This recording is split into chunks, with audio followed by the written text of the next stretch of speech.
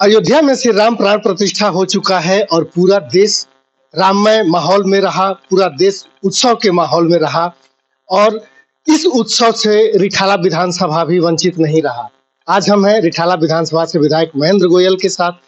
इन्होंने भी पिछले मंगलवार को ही सुंदरकांड का पाठ आयोजित किया जिसमें मुख्यमंत्री भी शामिल हुए।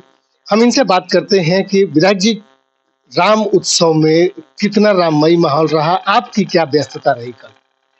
देखिए, पूरे देश के लिए खुशी का माहौल है कि राम एक आस्था का केंद्र है। राम मर्यादा पुरुषोत्तम है, एक आदर्श है। तो उनके जीवन से हमें सीख चाहिए और वो सीख ले रहे हैं। और मैं सभी देशवासियों को आपके चैनल के माध्यम से राम जी की मूर्ति की जो प्राण प्रतिष्ठा हुई है तो उसकी मैं बहुत बहुत बधाई देता हूँ, बहुत बहुत शुभकामनाएं देता हूँ। वैसे तो राम हम सबके जीवन के अंदर पहले भी थे, आज भी है और आगे भी रहेंगे। देखिए, राम आस्था के केंद्र तो रहे ही हैं, आज के समय में राजनीति का केंद्र भी हो चुके हैं। हम माने या ना माने, हम भले ही इनकार करते रहे हैं, लेकिन राम जो है राजनीति से अलग नहीं दिखे। मंदिर की स्थापना से लेकर के और अब मंदिर के स्थापना के बाद भी। देखिए, कुछ लोग राम को सिर्फ अपना समझ लेते हैं। राम कभी किसी के एक के नहीं है। वो राम जी को मानने वाले हर धर्म के लोग हैं, हर भारतवासी हैं। और भारत में ही नहीं, भारत के बाहर भी जो राम के अंदर आस्था रखते हैं वो सभी राम जी के आदर्शों को मानते भी हैं और अच्छा भी लगता है। कुछ पार्टी सिर्फ राम को अपना कह लेती है, वो सभी के हैं। बस इतना ही कहना चाहूँगा। देखिए, एक सवाल और है कि राजनीति से ही जुड़ता है। कल जिस समय प्राण प्रतिष्ठा हो रहा था, उसी समय राहुल गांधी जब शाम को एक मंदिर में जा रहे थे, उनको रोक दिया गया।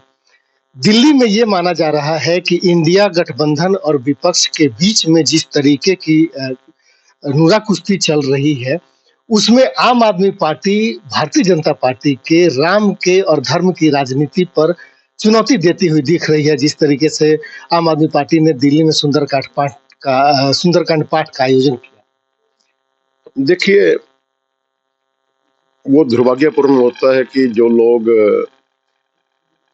भगवानों को बांटने की बात करते हैं। राम के भगत हनुमान थे और मानव के भगत, इंसानों के भगत यहाँ पर उसके नाते हम सब लोग कार्य कर रहे हैं, जिसके हमारे सूत्रधार आम आदमी पार्टी के मुखिया अरविंद केजरीवाल जी है।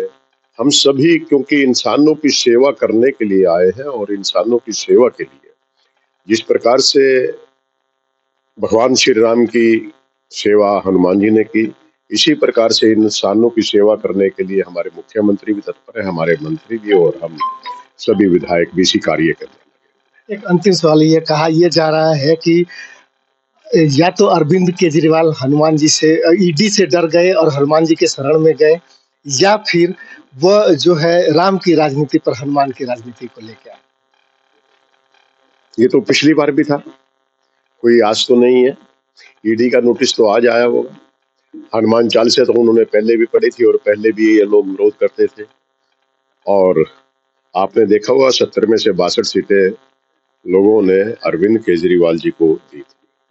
ये आस्था के ऊपर किसी के भी सवाल उठाना कहीं पे भी वो गलत है। हम हैं सभी धर्मों का सम्मान करते हैं।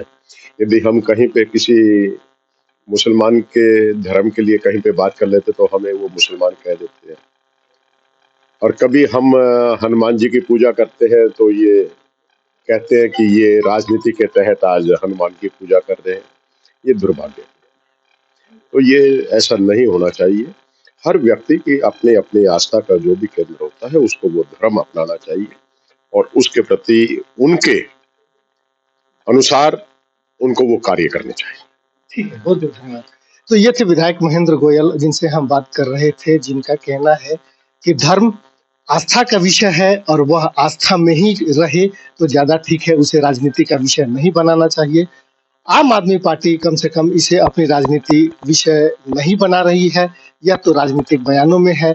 लेकिन आप एक दर्शक होने के नाते हम सब जानते हैं कि धर्म ही जो है आज के समय में राजनीति का केंद्र है।